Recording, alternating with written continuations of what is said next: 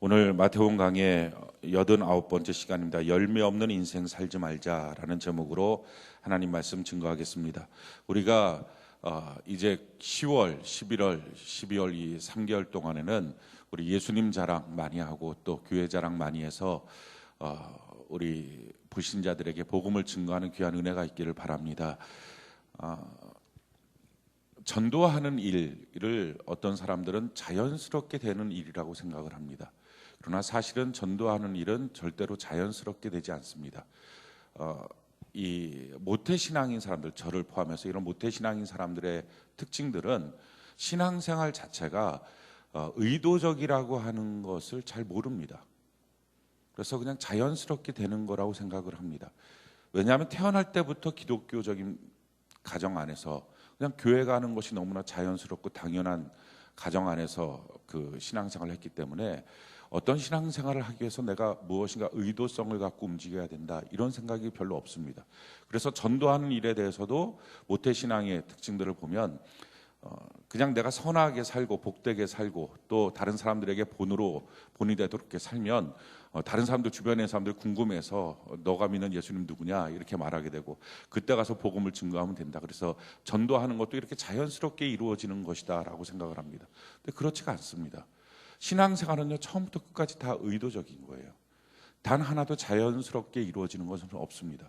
우리가 은혜라고 하는 단어를 착각을 하는데 은혜라고 하는 단어를 자연스럽게라고 하는 단어로 우리가 착각을 합니다. 그래서 신앙생활 할 때 봉사할 때도 자연스럽게 그래서 나한테 뭐라 그러지 마세요. 내가 알아서 자연스럽게 때가 되면 할게요. 이런 표현을 합니다. 예배도 자연스럽게 큐티도 자연스럽게 그러니까 신앙생활 전체를 다 자연스럽게라고 생각을 해요. 이걸 은혜라고 하는 단어로 생각을 해요. 그래서 은혜는 자연스러운 것, 억지로 하는 건 율법 이렇게 생각을 합니다. 근데 그렇지가 않아요. 은혜라고 하는 게 뭡니까? 우리 예수님께서 우리에게 주신 값을 매길 수 없는 너무 놀라운 사랑이에요. 예수님께서 우리를 위해서 십자가 달려 죽으신 거예요. 자, 이게 자연스러운 겁니까? 예수님이 날 위하여 십자가 달려 죽으셨다. 이게 자연스럽습니까? 그래서 나를 구원하셨다. 이게 자연스럽습니까? 단 하나도 처음부터 자연스러운 게 없어요. 이 땅을 만드신 하나님, 이게 자연스럽습니까? 아니에요. 의도적으로 하나님이 만드신 거예요. 그리고 의도적으로 에덴을 만드시고 의도적으로 사람을 흙으로 지으실 그 후에 생기를 넣어서 살아있는 생명이 되게 하셨고 또 의도적으로 우리가 죄 지은 인생들에 대해서 예수님을 이 땅에 보내서 십자가 달려 죽게 하셨고 그 예수 믿는 사람들을 의도적으로 선택하시고 다 자연스럽게 된 일이 하나도 없어요.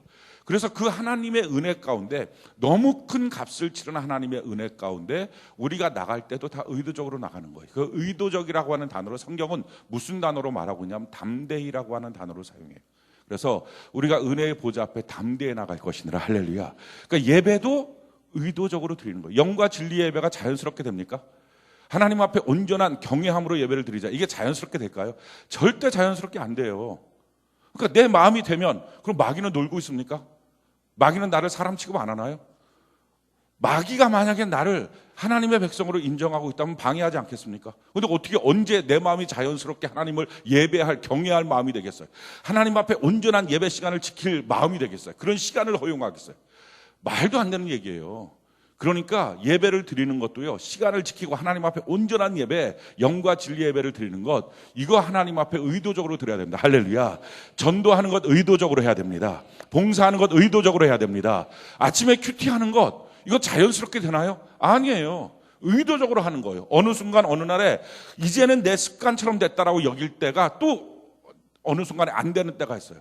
의도적으로 넘어가야 돼요. 뭐 안 된다고 할 수 없고 손 놓고 그건 신앙생활이 아닌 거예요. 우리 신앙생활 전체가 의도적으로 하는 거예요. 그중에 가장 의도적으로 해야 될 일이 있다면 전도하는 겁니다. 전도는요 자연스럽게 내가 복되게 살면 전도가 되겠지가 아니라 성경은 고린도서 1장 21절에 전도에 미련한 방법으로 믿는 자들을 구원하시겠다. 할렐루야. 그게 하나님이 정한 법이에요. 그래서 우리가 의도적으로 복음을 증거해야 될 줄로 믿습니다. 예수 자랑, 교회 자랑하는 은혜가 있기를 바랍니다. 특별히 우리가 예수 자랑하는 것은 나를 만나신 예수님, 그분이 누구신지에 대해서 우리가 자랑하는 거죠. 또 한 가지 교회 자랑하는 것, 교회라고 하는 것을 놓고 봤을 때 크게 5가지가 구성되어 있어야 됩니다. 교회는 제일 처음에 예수님을 인정하고 높이는 로드십이 있어야 됩니다. 두 번째는 교회 안에는 리더들이 있는 리더십, 사랑의 리더십이 있어야 됩니다. 세 번째는 멤버십이 있어야 되고요. 그래서 내 교회라고 하는 자랑스러운 팀으로 이루어지는 공동체 의식이 있어야 됩니다. 교회 안에는 또 하나님이 주신 그 교회를 향한 비전이 있어야 됩니다. 그리고 마지막에는 교회 안에는 파워, 성령의 능력이 있어야 됩니다. 이 5가지가 있어야지 그 교회가 건강한 교회다 이렇게 말할 수 있어요. 우리 교회 자랑할 수 있는 것 첫 번째 로드십이 있습니다. 예배를 사랑하고 하나님의 말씀을 사랑하고 하나님을 하나님으로 인정하는 경외하심이 있습니다. 할렐루야. 이것이 우리 교회의 자랑이에요. 그래서 예배를 향한 사모하는 마음, 하나님의 말씀을 향한 사모하는 마음이 항상 있습니다. 또 우리 두 번째 리더십, 우리 셀장님들 또 교사 선생님들, 팀장님들의 사랑의 리더십들이 있습니다. 그래서 성도들을 얼마나 충성되게 사랑하고 있는지 몰라요. 그 사랑의 리더십이 있어요. 멤버십이 있습니다. 셀 공동체로 모이면서 많은 성도들이 그 셀 공동체 안에서 하나님의 터치하심을 느끼고 그 안에서 나를 붙잡아주고 세워주는 것들을 우리가 경험을 하고 있습니다. 비전이 있어요. 담임 목사님을 통해서 하나님이 교회에 주시는 그 교회를 향한 비전이 있어요. 특별히 우리 교회 성경적 교회라고 하는 비전이 있어요. 그래서 우리 모든 성도들이 하나님의 말씀을 보고 또 매일 성경 통독 큐티하고 평신도 목양을 하고 또 신본주의 공동체로 모이는 이 셀 공동체를 갖고 있고 이런 우리 교회의 비전이 있습니다. 또 파워, 능력이 있죠. 우리가 지금 끊임없이 이번 9월 한 달 동안에 성령의 기름 부으심, 성령의 능력에 대해서 우리 같이 말씀의 은혜를 나누고 있는데 성령을 통해서 우리에게 파워를 주십니다. 성령의 파워라고 하는 것은 크게 3가지의 성령의 능력이 있어요. 제일 첫 번째 성령의 능력은 성령의 조명하심이라고 말하는 거예요. 한번 따라해 볼까요? 성령의 조명하심. 이 성령의 조명하심이라고 하는 것은요. 근데 좀 이상하죠. 우리가 예배 드릴 때 우리 안내하시는 분들도 좀 그랬으면 좋겠는데 자리를 좀 이렇게 정돈되게 앉았으면 좋겠어요. 너무 무질서하게. 누가 한 분이 좀 나와서 앞에서 좀 보면 좋겠어요. 이게 진짜 무질서의 대표 같은 느낌으로 지금 앉아 있는데 우리 다음번 수업부터는 그 안내하는 이유는요. 질서 정연하게 하기 위해서 안내를 하는 거예요. 오전 예배 때도 그냥 서갖고 이렇게 일식집 들어가면 이렇게 하는 고양이처럼 이렇게 그냥 이것만 하는 게 아니고요. 오시는 분들 이렇게 앞자리로 모셔고 자리를 정돈하기 위해서 하는 거예요. 오후 예배 때도 마찬가지고요. 그냥 어떤 때 가만 보면 이분들이 뭐 하시나 이렇게 일식집 들어가면 고양이가 이렇게 하는 것처럼 그냥 인사만 꾸벅꾸벅 하는데 여러분들이 주체적으로 의도적으로 성도들을 앞으로 와서 예배드리게. 왜 앞자리부터 차곡차곡 채우는 게 좋냐? 그게 자기가 예배 드리는데 훨씬 더 성공하기 때문에. 그러니까 예배는 의도적이에요. 내가 이 예배를 성공하겠다, 하나님을 만나겠다 하는 의도성이 있느냐 없느냐, 이게 너무 큰 차이예요. 그래서 내가 어떻게 예배를 드리느냐 하는 것이 중요하죠. 성령의 파워, 그것은 제일 처음에 조명하심. 내 마음에 성령이 불을 비춰주세요. 그래갖고 어둠이 있었던 이 마음에 성령으로 말미암아 빛이 들어와요. 그래서 빛이 들어와서 분별이 되기 시작하는 거예요. 지금 내 형편과 사정과 마음이 이런 거구나. 그동안에는 흑암이에요. 그냥 캄캄해요. 답답해요. 왜 그런지 모르겠어요. 근데 이게 빛이 들어와요. 그래서 내 속사람을 놓고 하나님께 구할 수가 있어요. 그래서 속사람이 강건해지고요. 내 마음의 죄가 뭔지, 내 삶의 죄가 뭔지를 알 수 있어요. 성령의 조명하심이 들어오면 그때부터 죄를 회개해요. 죄라고 하는 것을 회개할 때는 성경은 자백이라고 꼭 말하고 있어요. 그러니까 회개는 하나님 아시죠? 이건 안 돼요. 또 하나님 내가 거짓말했습니다. 이렇게 하는 것도 회개가 아니에요. 회개라고 하는 것은 자백하는 것. 그러니까 동기, 행위, 결과, 반응 이게 다 들어가야지 회개예요. 하나님 내가 어떤 마음을 갖고 있었어요. 그래서 그렇게 했어요. 그래서 이런 결과가 나왔어요. 결과에 대해서 하나님 내가 이런 마음의 반응들을 좀 하고 있어요. 이거 다 잘못했어요 하나님. 이렇게 기도하는 거예요. 이렇게 회개를 하면 참 놀라운 사실은요. 하나님으로부터 주시는 유쾌함이 와요. 그 하나님이 내 죄를 용서해 주셨다. 유쾌하다. 이것은 내가 만들어내는 게 아니에요. 회개할 때 이걸 자기가 만들어내려고 하다 보니까 실질적으로 회개가 안 됐고요. 그걸 자기가 알아요. 그래서 시간이 지나면 여전히 그 죄가 남아있다는 것을 자기가 느껴요. 그러니까 시간 지나면 또 회개하고 또 회개하고 이게 씻김 받았다는 느낌이 안 들어요. 그러다 보니까 이제 억지로 하는 거예요. 용서받았다. 다 없어진 거야. 다 없어진. 마인드 컨트롤이 아니에요. 기독교는. 그래서 정말로 하나님이 하시는 거예요. 아멘이십니까? 그래서 여러분들이 회개할 때 성령의 조명하심이 있어. 빛이 딱 들어오면 그 빛 가운데 예전에는 우리가 다 아는 죄는 다 회개해요. 근데 사실은요, 나를 무너뜨리는 것은 내가 회개하지 않는 죄가 나를 무너뜨리는 거예요. 그래서 회개하지 않는 죄를 아는 방법은 성령의 조명하심이에요. 그때까지 그것은 그 사람 탓이라고 생각했어요. 자기 가정의 문제를 놓고 가정에 대해서 막 힘들어요. 분노가 나와요. 그러면서 그 분노의 대상이 자기 자녀이기도 하고 배우자이기도 해요. 그거였어요. 그게 자기 가정의 일이었어요. 그래서 나는 항상 거기로부터 힘든 존재였어요. 근데 성령의 조명하심이 딱 들어오면 그게 자녀 배우자의 문제가 아니라 내 죄라고 하는 것이 보여져요. 다른 사람의 죄라고 하는 것은요, 자기 눈에 안 보여요. 왜냐하면 하나님이 보여줄 필요가 없는 게, 그걸 보여주면 어떡하면 자기가 대신 회개합니까? 그게 아닌 거예요. 그래서 사실은 내 모든 고통의 문제는 내 선택의 결과물이지 다른 사람의 선택의 결과물이 아닌 거예요. 그게 보여져요. 그래서 그것 때문에 하나님 앞에 동기, 행위, 결과, 내 반응, 하나님 이렇게 한 것이 사실은 나로부터 시작된 나의 이 문제였었는데 내 반응은 그래서 내가 그 사람을 미워하는 죄까지 지금 범하고 있어요 라고 하는 반응까지 하나님 앞에 내가 잘못했습니다 회개하는 거예요. 참 놀라요. 몇 분 안 걸려요. 하나님께서 위로부터 마음을 상쾌하게 만들어주세요. 짐을 내려놓은 것 같은 마음을 주세요. 그래서 저는 여러분들이 회개하는 은혜가 있기를 바랍니다. 회개하면 마음이 강해져요. 담대해져요. 그래갖고 하나님의 말씀대로 순종할 수 있는 마음의 여유가 생겨요. 그 전까지는 그게 안 되는 거죠. 근데 여유가 생겨요. 그래서 저는 여러분들이 원망 불평이 많이 나오는 이유는 한 가지입니다. 회개가 안 돼서 그래요. 여유가 안 돼서 그래요. 마음의 여유가. 그래서 성령의 조명하심 가운데 하나님 안에 내 마음의 속사람이 강건해지고 온전한 회개를 통해서 그 마음이 유쾌함을 통해서 강건해지는 은혜가 있기를 바랍니다. 죄가 없는 사람은 없어요. 성경은 말합니다. 너희가 만약에 죄가 없다라고 말하면 이 문제에 대해서 나는 죄가 없어요. 다시 말씀드립니다. 죄가 없으면 고통이 없어요. 우리 인생의 고통의 이유는 성경은 오직 죄의 문제라고 말하고 있어요.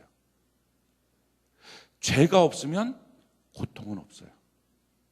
그런데 내가 만약에 마음이나 육체나 삶을 통하여 고통을 느끼고 있다면 죄예요. 죄의 씨로부터 뿌려진 거예요. 또 한 가지, 남의 죄로 내가 고통받지 않아요. 우리는 그 사람 죄 때문에 내가 고통받는다고 생각해요. 그렇지 않아요. 성령의 조명하심이 들어가면 지금 내가 고통받는 이유 내 죄 아니야, 남의 죄야, 심지어는 나라 죄야, 조상 죄야 라고 생각하는 게 뭐예요? 이게 세상 사람이에요. 성령의 조명하심이 없이 생각하는. 그래서 끊임없이 남 탓해요. 원망해요. 불평을 해요. 항상 마음속에 억울함과 분노가 살아있어요. 근데 성령의 조명하심이 들어가면 죄 없는 고통이 없다는 걸 알아요. 여러분들 만약 고통을 느끼고 있다면 그 어떤 고통이든지 느끼고 있다면 죄의 문제고요. 그 죄는 절대로 남의 죄가 아니에요. 내 죄예요. 내 죄로 내가 고통을 느끼는 거예요. 아담이 지은 죄로 아담이 고통을 느끼고요. 하와가 지은 죄로 하와가 고통을 느껴요. 성경은 너의 아버지의 죄로 너 자식이 고통을 느끼지 않는다고 말하고 있어요. 아버지의 죄는 아버지의, 나의 죄는 나. 그렇게 돼요. 그래서 여러분들이 만약에 고통을 느끼고 있는 문제가 있다면 그건 반드시 죄의 문제고요. 이 죄의 문제는요, 그런데도 불구하고 고통 때문에 더욱더 억울하고 분노가 느끼고 있다면 성령의 조명하심이 필요해요. 더 이상 남 탓하지 맙시다. 원망하고 불평하지 맙시다. 이거는 백해무익일 뿐만 아니라 너무 어두운 인생이에요. 성령의 조명하심 가운데 깨달아져서 하나님 앞에 그 동기, 회개할 때 그냥 행위만 회개하면요, 이런 문제가 생겨요. 회개하면서 그 포션이 알았어요. 주님, 내가 한 60% 되고요, 남이 한 40% 돼요. 이런 느낌이 들어요. 행위만 회개하면.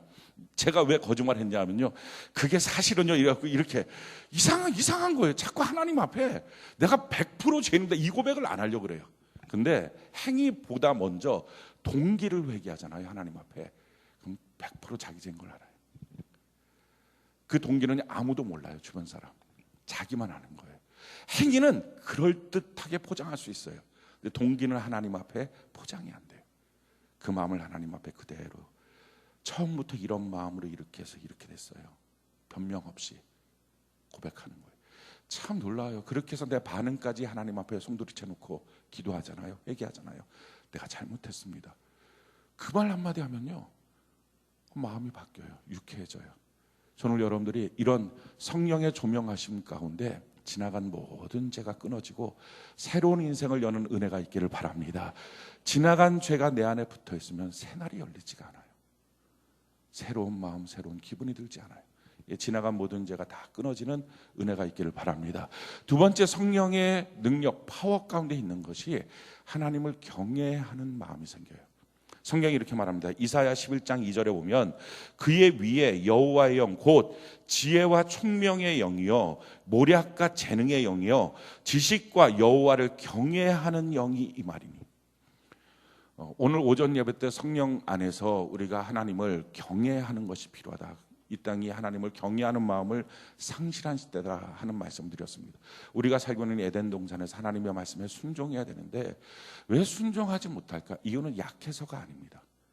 우리가 자꾸 아무 때나 아무거나를 붙여버려요. 왜 순종하지 못할까? 주님, 제가 약해서 순종을 못해요. 아니에요. 주님보다 강해서 순종을 안 하는 거예요. 혜신이가 제 딸이에요. 혜신이가 참 제 말에 순종을 잘해요. 근데 어느 날 순종을 안 하고 뭔가 말하면은 약간 퉁명스럽게 이렇게 말할 때가 있어요. 가끔 1년에 한 번 있을까 말까. 그때가 언제죠? 나보다 강한 때예요. 날 이기는 때예요. 생각해 보세요. 내가 약해서 순종하지 못할 때가 있을까요? 사람 앞에서도. 사장의 말을 내가 순종을 안 해요. 약해서? 아니에요. 만만히 봐서예요. 만만히 봐서. 겁나면 누가 순종을 못합니까? 그러니까 우리가 말을 다 바꿔놨어요. 그래서 하나님 보고 나를 강하게 만들래요. 하나님 어떻게 강하게 하겠어요? 진짜 지금 너무 세갖고 순종도 안 하는데, 그죠? 하나님을 다 이겨먹고 사는데 우리가 강해서 하는, 강해서 하나님의 영이 들어오면, 성령이 들어오면요, 우리 마음속에 하나님을 경외하는 마음이 들어와요. 두려워져요. 성령이 안 들어오면, 사단이 내 마음을 작용하면 사단처럼 내가 교만해져서 내가 하나님처럼 될 거야. 내가 하나님과 비길 거야. 이 마음이 들어요. 여호와를 경외하는 것, 이거는요 성령 하나님을 의셔야 됩니다. 오늘 우리가 특별히 성령 하나님을 구하는 은혜가 있기를 바랍니다. 그래서 경외라고 하는 말씀에, 또 순종이라고 하는 말씀에 설교를 하고 나면 두 가지 반응이 일어나요. 성도들에게. 어떤 한 부류의 성도들은요 불쾌함을 느껴요. 분노가 나와요. 한 부류의 성도들은요, 그렇지, 하나님 앞에 경외하고 순종해야지, 이 부류가 나와요. 언제나 똑같아요, 그것은. 근데 왜 당연하게 하나님의 말씀 앞에 이제 순종하고 주님을 경외해야 되겠다는 마음이 들어야지 마땅한데 왜 분노가 나올까? 이유가 뭡니까? 자기 마음속에 여호와 하나님을 경외해야 되겠다라고 하는 마음이 없어서 그래요. 마음이 화가 나요. 하나님과 비교해야 되는데 하나님 앞에 그 하나님을 두려워 떨라고, 그 하나님 앞에 꼼짝 못하며 살라고, 이게 분노가 나와요. 근데 여호와를 경외하게 만드는 성령 하나님이 임재하시면요, 그 높아진 마음이 낮아져요. 성령의 파워는요, 내가 더 커지는 게 아니에요. 내가 주님 앞에 낮아지는 거예요. 할렐루야. 내가 낮아지는 마음 갖는 거. 오늘 저와 여러분들에게 이 성령 하나님으로 말미암아 하나님을 경외하는 마음이 생기는 은혜가 있기를 바랍니다. 우리가 살면서 하나님을 두려워하기 시작하면요, 우리 인생 살면서 죄 별로 잘 안 지을 거예요. 하나님 앞에서 실패하는 인생 잘 살지 않을 거예요. 하나님을 경외하는 마음, 우리가 이 마음을 갖는 것. 근데 이 마음을 우리의 결심으로는 잘 안 돼요. 성령 하나님이 내 마음에 오셔야 돼요. 오늘 초청하고 환영하고 사모하는 은혜가 있기를 바랍니다. 세 번째, 성령 하나님이 하시는 놀라운 파워, 능력의 사유가 뭐냐? 그게 열매예요. 제일 처음에 조명하심, 그 다음에 경외케 하심, 세 번째가 열매예요. 이 열매라고 하는 것은요, 두 가지의 열매가 있죠. 한 영혼을 구원하는 전도의 열매가 있고요, 또 한 가지는 내 속사람이 바뀌어지는, 내 성품이 변화되는 성령의 열매가 나의 성품에서 맺어지는 내적 열매가 있습니다. 오늘 말씀드리려고 하는 내용이 이 열매에 대한 말씀이에요. 오늘 본문 말씀 뭐냐면 예수님께서 베다니 마을에서 예루살렘으로 가시려고 할 때 시장하셨는데 무화과 나무를 보니까 잎은 무성한데 열매가 없었다는 겁니다. 그래서 그 무화과 나무를 저주하셨다 하는 거예요. 과일 나무의 목적은 열매입니다. 마찬가지로 우리 성도들을 향한 하나님의 목적이 열매라고 말씀합니다. 우리가 예배드리는 것, 기도하는 것, 봉사하는 것, 이 모든 것은 뭡니까? 나무가 광합성을 받아서 열매를 맺으려고 하는 것처럼 우리에게 있어서 잎과 같은 것이죠. 그리고 마침내 이 모든 것을 통해서 우리가 열매가 있어야 돼요. 우리의 인격이 변화되는 성숙의 열매가 있어야 되고요. 나 때문에 누군가 구원받는 열매가 있어야 돼요. 이것이 목적이에요. 성경이 이렇게 말합니다. 마태복음 21장 43절 우리 같이 한번 읽어볼까요? 마태복음 21장 43절 같이 한 목소리 시작. 그러므로 내가 너희에게 이르노니 하나님의 나라를 너희는 빼앗기고 그 나라에 열매 맺는 백성이 받으리라. 열매라고 하는 일에 대해서 하나님이 얼마나 많이 관심을 갖고 있느냐. 열매 없으면 하나님의 나라를 빼앗긴다. 그리고 열매가 있는 자가 찾을 것이다 라는 거예요. 자, 요한복음 15장 8절 우리 같이 한번 읽어볼까요? 시작. 너희가 열매를 많이 맺으면 내 아버지께서 영광을 받으실 것이요 너희는 내 제자가 돼. 자, 우리가 열매를 많이 맺어야 하나님이 기뻐하신다, 영광을 받으신다 하는 것입니다. 그래서 우리 신앙생활에 목적이 있다면 열매입니다. 사과나무에 목적이 있다면 사과 열매를 맺는 것처럼, 포도나무에 목적이 있다면 포도 열매를 맺는 것처럼, 무화과 나무에 목적이 있다면 무화과 열매를 맺는 것처럼. 근데 예수님이 찾으실 때 그 무화과 나무는 열매가 없었어요. 마찬가지로 우리를 향해서도 동일하게 말씀하시죠. 나를 향하여 열매를 찾으실 때 내가 열매가 없다면 너는 영원히 열매를 맺지 못하리라. 우리가 그 저주를 마땅히 받게 될 것입니다. 우리 힘으로 열매가 맺어지지 않아요. 성령으로 열매가 맺어져요. 그래서 우리는 성령 하나님을 구하는 거예요. 내 힘 갖고 안 됩니다. 성령님 임재하여 주시옵소서.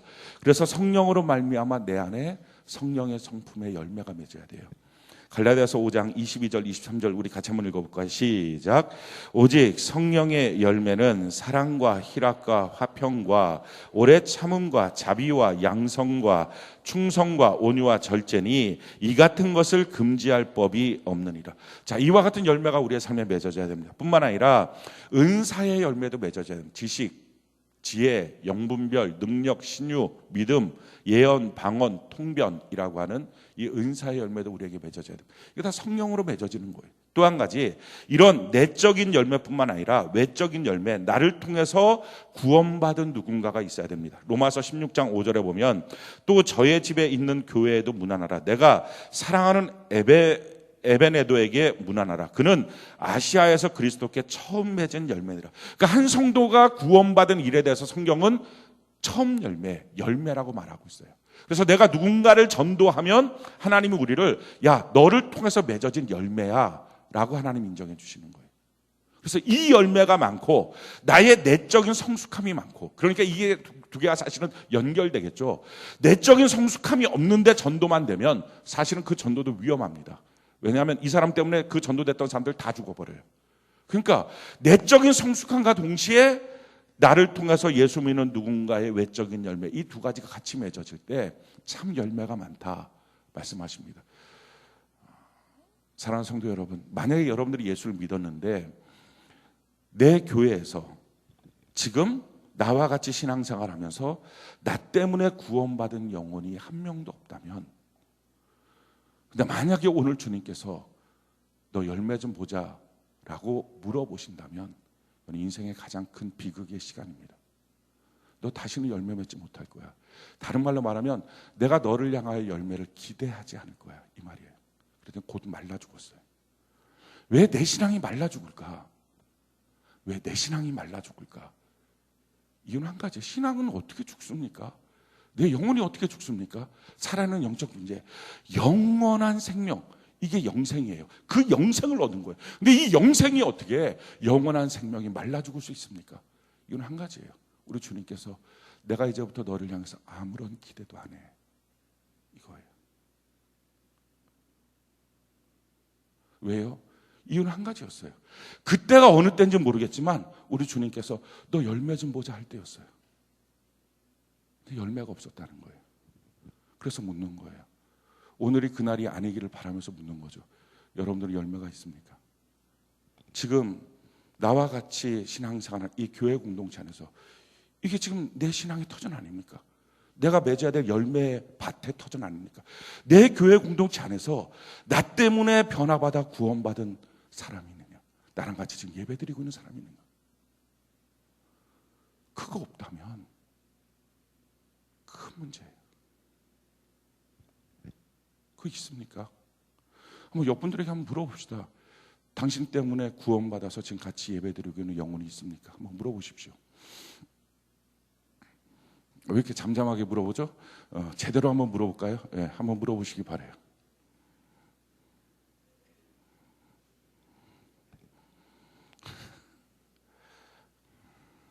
그래서 기회를 드립니다. 우리 12월까지 3명씩 전도합시다. 우리 옆분들에게 3명씩 전도합시다. 이렇게 같이 한번 인사를 합시다. 3명씩 전도합시다. 그래요. 그래서 최소한 이제 올해 3명을 전도하고 난 다음에 안 그래야 되겠지만 그냥 평생 전도를 못했다라고 해도 어느 날 또다시 목사님을 통해서 열매가 있습니까? 그럴 때 절대 고개 숙이지 않아요. 네, 있습니다. 이 사람입니다. 이거 하지 않겠어요? 이 사람입니다. 이거 하지 않겠어요? 저는 일단 있어요. 저희 집 사람이에요.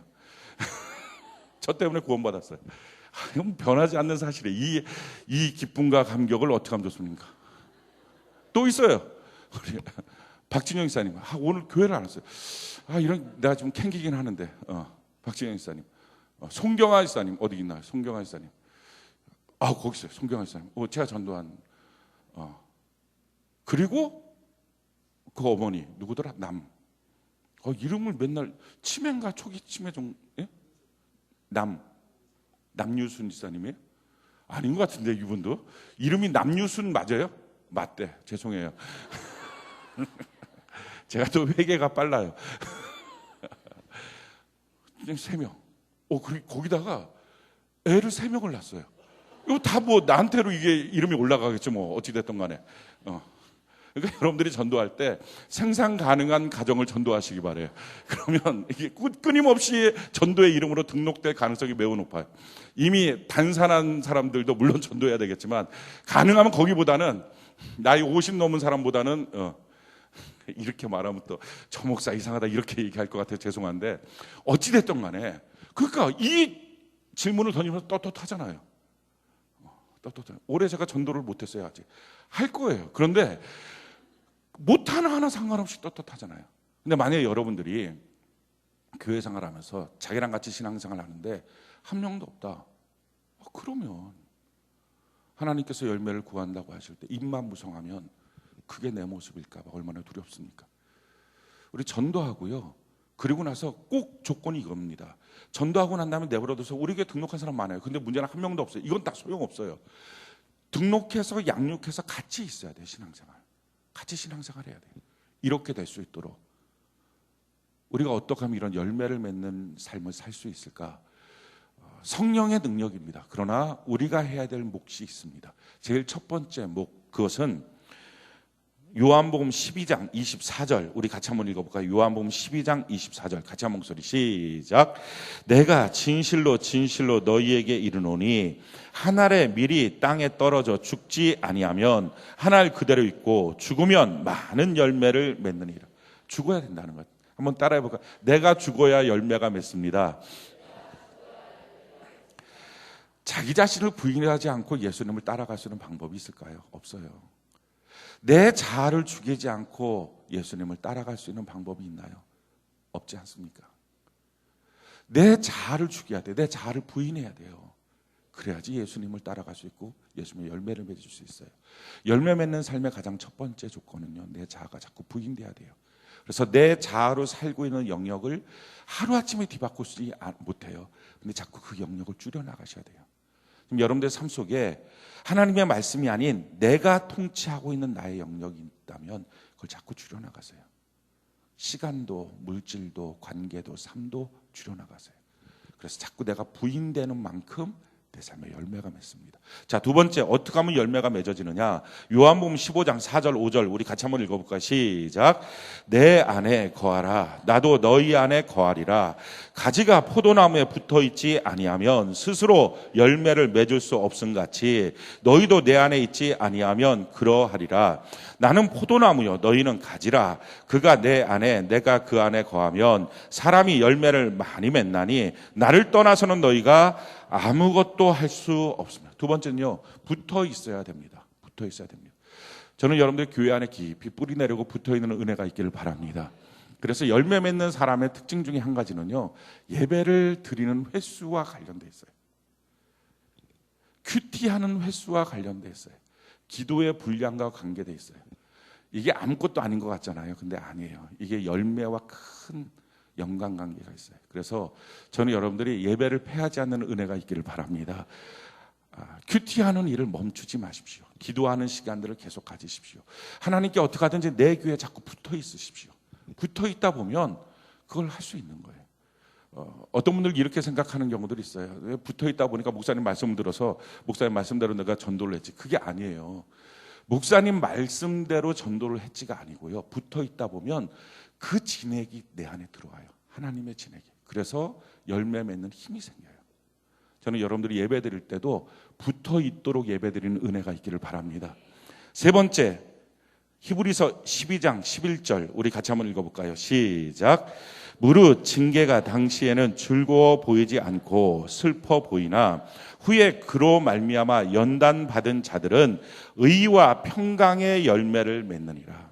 자, 세 번째는요, 우리가 열매 맺는 것, 연단을 통해서 열매를 맺어요. 이게 무슨 말이냐면은 신앙생활 하다 보면 힘들 때가 있어요.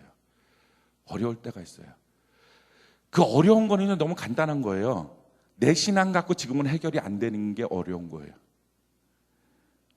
전에 안 어려운 것은요, 내 신앙에 지금 힘을 갖고서도 해결됐던 영역이 있었기 때문에 안 어려운 거예요. 근데 우리가 살다가 어느 날 딱 벽에 부딪혀요.